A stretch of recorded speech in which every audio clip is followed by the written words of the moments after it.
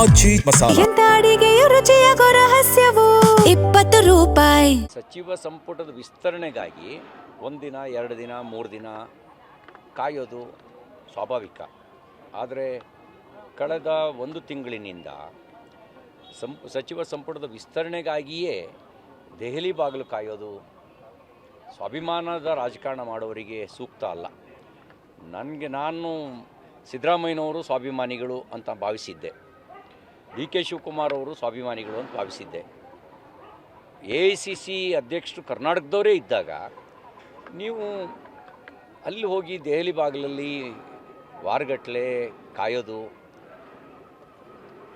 ಇಲ್ಲಿ ಘೋಷಣೆ ಮಾಡಿ ನೀವೆಲ್ಲ ರೆಡಿ ಮಾಡ್ಕೊಳ್ಳಿ ರಾಜಭವನದಲ್ಲಿ ಅಂತ ಹೇಳಿದ ಮೇಲೂ ಕೂಡ ನಿಮ್ಮ ಪಟ್ಟಿ ಹೊರಗೆ ಬರದೇ ಇರೋದು, ನಿಮ್ಮ ಸ್ವಾಭಿಮಾನಕ್ಕೆ ಎಲ್ಲೋ ಧಕ್ಕೆ ಬಂದಿದೆ ಅಂತ ನಿಮ್ಗೆ ಅನಿಸ್ಬೇಕಿತ್ತು.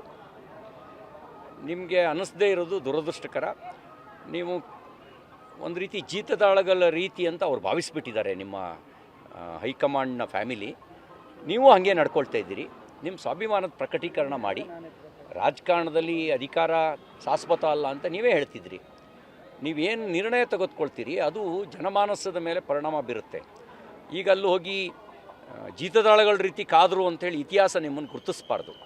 ಸ್ವಾಭಿಮಾನದ ರಾಜಕಾರಣ ಮಾಡಿದ್ರು, ಸಡ್ಡು ಹೊಡೆದ್ರು ಅನ್ನೋ ರೀತಿಯಲ್ಲಿ ನೀವಿರಬೇಕು. ಅದಕ್ಕೆ ನಾನು ಹೇಳ್ತೀನಿ, ನೀವು ನೀರು ಬಿಡೋಲ್ಲ ಅಂತ ಬಂಗಾರಪ್ಪನ ಥರ ಸಡ್ಡು ಹೊಡೀರಿ, ನಾವು ನಿಮ್ಮ ಜೀತದಾಳಗಳಲ್ಲ ಅಂತ ಹೈಕಮಾಂಡಿಗೆ ಸಡ್ಡು ಹೊಡೀರಿ. ಆ ಸಡ್ಡು ಹೊಡೆದು ಕರ್ನಾಟಕದ ಸ್ವಾಭಿಮಾನವನ್ನು ಉಳಿಸಿ. ಸರ್, ರಾಜ್ಯದಲ್ಲೂ ಸಹ ಹೋರಾಟದ ವಿಚಾರದಲ್ಲಿ ಅಡ್ಜಸ್ಟ್ಮೆಂಟ್ ಆಗ್ತಾ ಇದೆ. ನೀವು ಹೊಡೆದಂಗೆ ಮಾಡೋದು ಹತ್ತಂಗೆ ಮಾಡ್ತೀನಿ ಅಂತೇಳಿ ಜನ ಮಾತಾಡ್ತಾ ಇರೋದು, ವಿಪಕ್ಷಗಳು ಸಮರ್ಪಕವಾಗಿ ಕೆಲಸ ಮಾಡ್ತಿಲ್ಲ, ತಡೆಯೋಕ್ಕೆ ವಿಫಲ ಆಗ್ತಾ ಇದೆ ಅಂತ.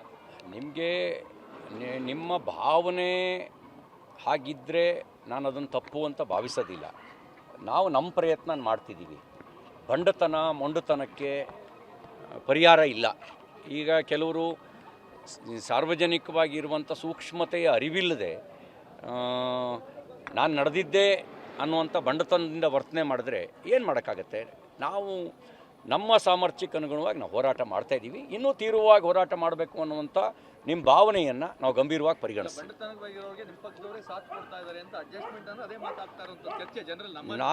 ನಾನು ಆರೋಪವನ್ನು ಒಪ್ಪೋದಿಲ್ಲ. ಆದರೆ ಇನ್ನಷ್ಟು ತೀವ್ರಗತಿಯಲ್ಲಿ ಹೋರಾಟ ಮಾಡಬೇಕು ಅನ್ನುವಂಥ ನಿಮ್ಮ ಸಲಹೆಯನ್ನು ಸ್ವೀಕಾರ ಮಾಡ್ತೀವಿ.